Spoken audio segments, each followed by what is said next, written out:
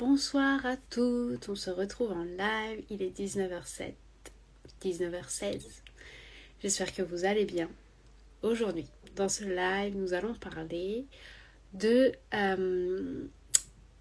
l'attachement aux autres, de la connexion aux autres, et plus particulièrement du fait que l'on place les autres en tant que point de référence dans notre vie. Que l'on place les autres en tant que influenceurs de notre vie et même ceux qui vont driver notre vie. Ces moments-là où on va placer les autres en tant que une personne qui a une puissance sur notre vie. Coucou Cindy, j'espère que tu vas bien. Pourquoi je fais ce live? Quelle situation m'a fait penser à faire ce live? Je vais vous expliquer là tout de suite. Hier, j'ai vécu une situation dans laquelle j'ai vu, en fait, ma fille a eu un comportement violent envers un autre enfant à l'école. Donc elle lui a tiré l'intérieur de la bouche. On est d'accord, c'est pas ok. Mais je vais vous expliquer ce qui s'est déroulé par rapport à ça.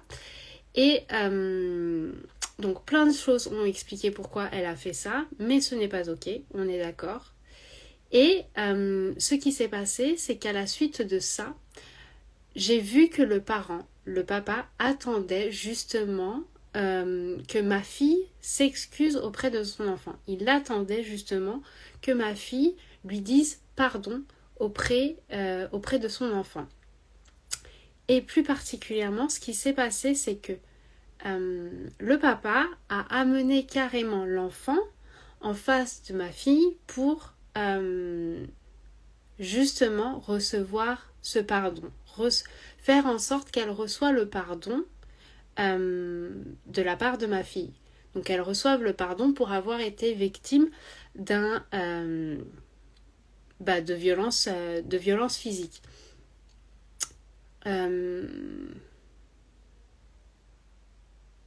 Même si c'est difficile de parler vraiment de violence physique dans ces moments-là où c'est vraiment de l'interaction entre enfants. Peut-être que je ferai un live spécifique par rapport à ça parce que très souvent, et en fait la plupart du temps, les comportements violents qui sont faits par des enfants envers d'autres enfants résultent tout simplement du fait qu'ils ne sont pas capables à ce moment-là de gérer leurs émotions. Donc plein de choses peuvent expliquer qu'ils ne sont pas capables à ce moment-là de gérer leurs émotions, qui sont tout simplement le stade de développement de l'enfant, mais il y a aussi d'autres facteurs, la fatigue, la faim, et aussi la charge émotionnelle de la journée. Parce que des fois, il s'est passé des choses dans la journée qui font que c'est stocké dans l'enfant et que ça ressort à ce moment-là envers un autre enfant sous forme de violence physique, ou même envers le parent. Donc ce sont des comportements violents, mais je ne vais pas qualifier ça de violence physique. Vous comprendrez pourquoi. Je suis sûre pourquoi vous comprendrez pourquoi. L'intérêt de ce live. Je reviens à ce live.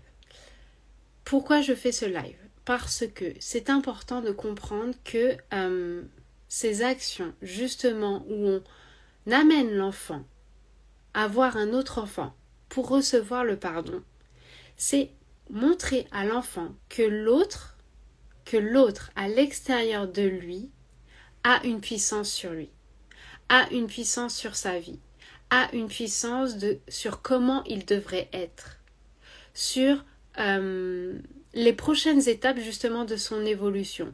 Ce n'est qu'à partir du moment où il a le pardon que ça y est, il peut passer à quelque chose de plus serein, de plus doux, qu'il peut revenir à son calme, à sa sérénité. Et c'est hyper dangereux de faire ça. C'est extrêmement conditionné dans la société sous forme de on m'a attaqué, il faut bien que la victime s'excuse. Non. La victime n'a pas à s'excuser.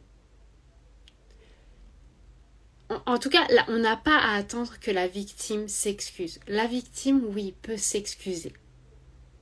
Et c'est tant mieux si elle s'excuse. Et c'est tant mieux si elle voit justement, si elle a cette conscience assez élevée pour ne pas s'attaquer elle-même, voir que son comportement n'est justement pas ce qu'elle veut réellement, voir la souffrance de l'autre en face et prendre des actions pour s'excuser et pour montrer que c'est pas ce qu'elle voulait, que c'était pas réellement en accord avec ce qu'elle voulait. Donc, oui, les autres peuvent s'excuser. Celui qui a perpétué, alors c'est pas français, celui qui a fait l'action envers la victime entre guillemets, c'est bien, c'est ok si elle s'excuse, et tant mieux si elle s'excuse, mais à aucun moment on doit faire comprendre à nos enfants qu'ils doivent attendre des excuses de n'importe qui. À aucun moment on doit faire comprendre à nos enfants qu'ils doivent attendre quelque chose de quelqu'un. À aucun moment. Si ce n'est de nous. Ce n'est que dans la relation parent-enfant que ou enfant-adulte, que l'enfant doit attendre quelque chose de cette relation,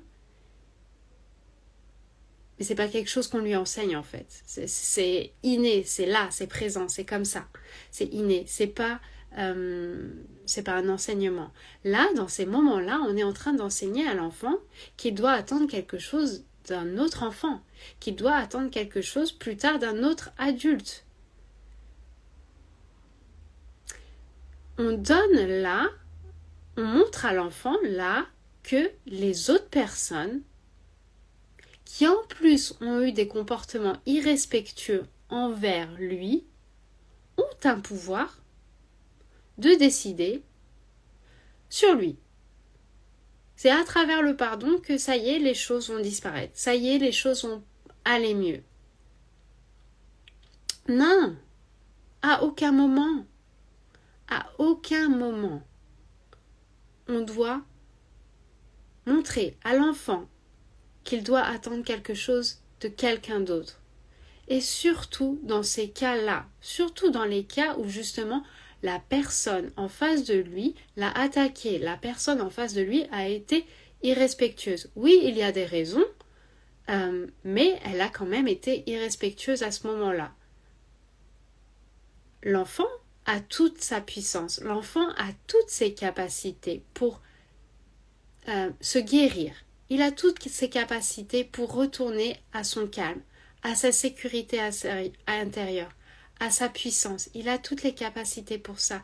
Il n'a pas à attendre de recevoir les excuses des autres. Certainement pas. Et jamais. Et même en tant qu'adulte. À quel moment, en tant qu'adulte, vous pensez que vous devez attendre les excuses de quelqu'un pour commencer à bouger, à évoluer, à revenir à votre sécurité intérieure, à revenir à votre calme, même si ces personnes ont eu des mots blessants, même si ces personnes ont eu des actions aussi blessantes envers vous. Ce sont eux, ce ne sont pas vous.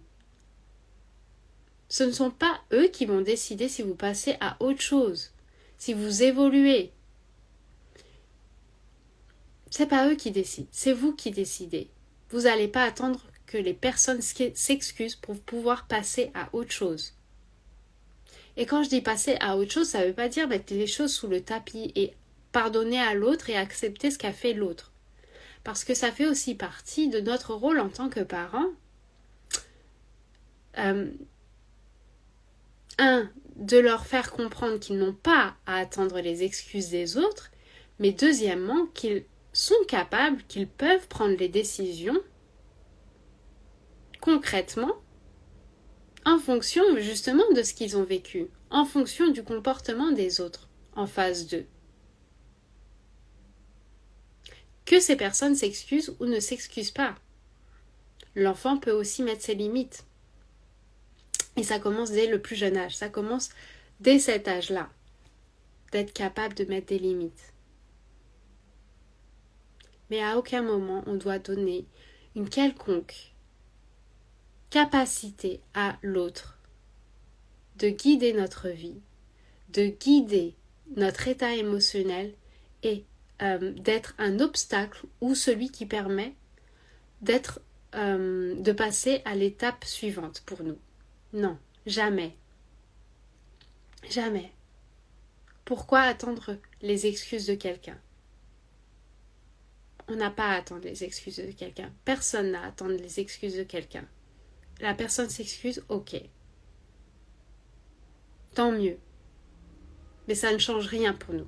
Rien du tout. Et c'est ça qu'il faut faire comprendre aussi aux enfants. C'est que ça ne change rien. Que la personne s'excuse ou ne s'excuse pas, ça ne change rien pour eux. Leur pouvoir est en eux. Leur puissance est en eux. Les capacités pour eux de guérir, de transformer cet espace, ce moment difficile est en eux. Tout est en eux. Et c'est hyper important de faire comprendre aux enfants que tout est en eux. Leur puissance est en eux et à aucun moment ce n'est à l'extérieur. À aucun moment. Voilà. Je pense que c'est ce que je voulais vous partager aujourd'hui dans ce live.